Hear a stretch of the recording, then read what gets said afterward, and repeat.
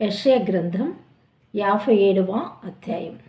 నీతిమంతులు నశించుట చూచి ఎవరును దానిని మనస్సును పెట్టరు. భక్తులైన వారు తీసుకుని పోబడుచున్నారు. కేడు చూడకుండా నీతిమంతులు కొనిపోబడుచున్నారని ఎవనికిని తోచదు. వారు విశ్రాంతిలో ప్రవేశించుచున్నారు. తమకు సూటిగానున్న మార్గమున నడుచువారు తమ పడకల మీద పరుండి విశ్రమించుచున్నారు. మంత్ర ప్రయోగపు కొడుకులారా, వ్యభిచార సంతానమా, వేశ్య సంతానమా, మీరిక్కడికి రండి. మీరు ఎవరిని ఎగతాళి చేయుచున్నారు? ఎవని చూచి నోరు తెరిచి నాలుక చాచుచున్నారు?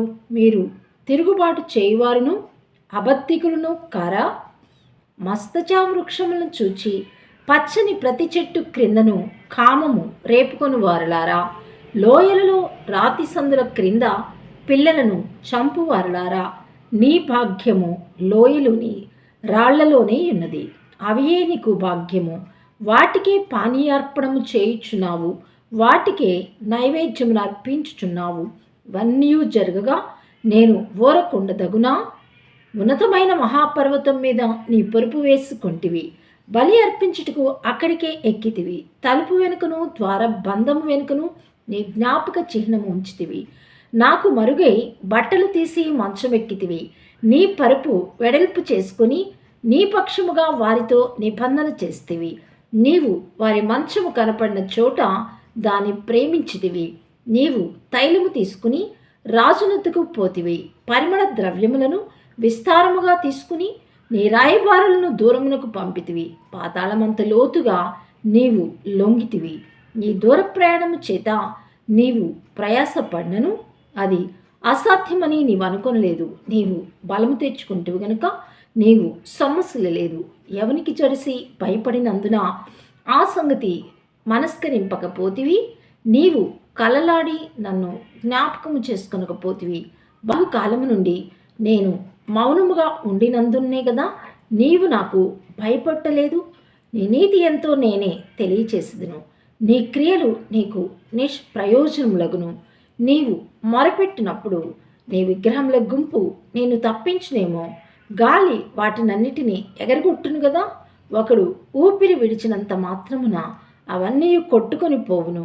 నన్ను నమ్ముకుని వారు దేశమును స్వతంత్రించుకొందురు. నా పరిశుద్ధ పర్వతమును స్వాధీనపరచుకుందురు. ఎత్తు చేయుడి, త్రోవను సిద్ధపరచుడి. అడ్డు చేయు దానిని నా జన్ల మార్గములో నుండి తీసివేయుడి అని ఆయన ఆజ్ఞ ఇచ్చుచున్నాడు.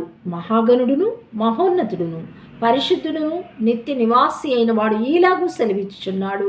నేను మహోన్నతమైన పరిశుద్ధ స్థలములో నివసించువాడను అయినను వినేము గల వారి ప్రాణమును ఉజ్జీవింపచేయుటకును, నలిగిన వారి ప్రాణమును ఉజ్జీవింపచేయుటకును, వినేము గల వారి యొద్దను దీన మనస్సు గల వారి యొద్దను నివసించుచున్నాను. నేను నిత్యము పోరాడువాడను కాను, ఎల్లప్పుడూ కోపించువాడను కాను. అలాగుండని ఎడల నా మూలముగా జీవాత్మ క్షీణించును. నేను పుట్టించిన నరులు క్షీణించిపోవుదురు.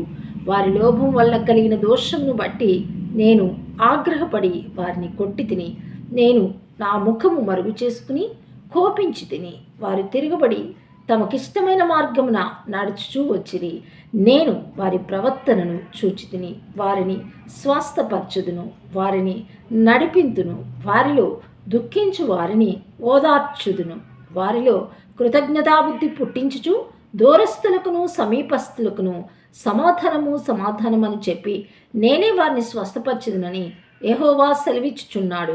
భక్తిహీనులు కదులుచున్న సముద్రం వంటివారు. అది నిమ్మళింపనేరదు. దాని జలములు బురదను మైలను పైకి వేయును. దుష్టులకు నెమ్మది ఉండదని నా దేవుడు సెలవిచ్చుచున్నాడు.